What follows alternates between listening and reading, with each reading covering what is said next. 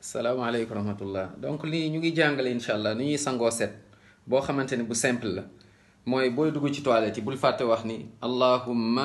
inni a'udhu bika min alxubsi wal xabaayis nga dugal sa tànk gauche bi mooy jiitu tànk gauche nga dugg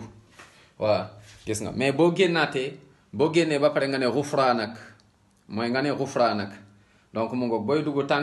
tànk gauche booy génn tànk droite booy dugg danga naan allahumma inni a'udhu bika min alxubsi wal xabaayis booy génn tànk gauche boo génnee ba pare nga ne xufraanak après boo duggee léegi nan la ñuy sangoo seet yomb na nii la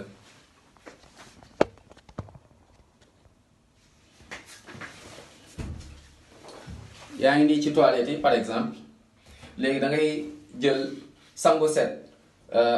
ñaari piliers yi donc bul ko fàtte moom mooy yéene nag du lu ñuy wax yéene moom mooy intention bi rek mooy ba nga jógee pour dem rek li la motiver loolu mooy yéene bi moo xam sangu jumaa la wala boog dangaa numtati man yu dangaa gént wala boog dangaa nekk ak sa soxna wala sa borom kër ainsi de suite donc soo duggee nga daal di raxas sa loxo mooy ñaari loxo yi nii par exemple lii nga ubbi ko wala noo ko mën a kiiwee rek moo xam pot nga yore wala loo mën a yore daal tu te débrouilles comme noo mënee daal simplement lañ koy kii nga raxas sa ñaari loxo après nga jël ndox mu ngoog gis nga fii jumbox bi nii mu ngoog ba ci awra bi gis nga fii nii yëpp ci kanam ak ci ginnaaw nga raxas bu baax mooy ci jumbox bi nii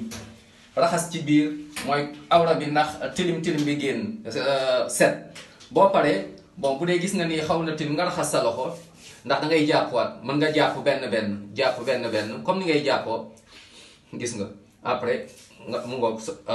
soo defee ni ba pare ba ne nga raxas sa kanam gis nga après loxo yi gis nga bi loxo yi après noppi enchaîné raxas tànk yi gis nga mën nga raxas tànk am na tamit ñu am tànk yi mën nga xaar ba après mais mën nga jàpp daal ba mu mot raxas sa tànk yi boo paree ndox mi nii nga jël ko def ko ñetti yoon sa bopp benn ñaar ba mu kii ñett gis nga boo paree après nga daal di sotti ndox mi mooy sa côté mel ni ku xaaj sa partie yaram nii droite bi raxas fii ci biir ak ci biti mu ngoog ba ci suuf jël fii tamit gis nga raxas nii jeex na lii moom mooy sangu set boo ñëwee tamit ak yéene bi mooy nga ñëw rek jël ndox mi ne nii raxas sa yaram bi yëpp nii benn yoon gis nga gàllaxndiku saraxndiku nga def noonu mooy jeex na boobu mooy façon bu gën a yomb mais façon bu gën a mot nag mooy buñ njëkk a expliqué kon daal nii la ñuy sangoo set mu ngoog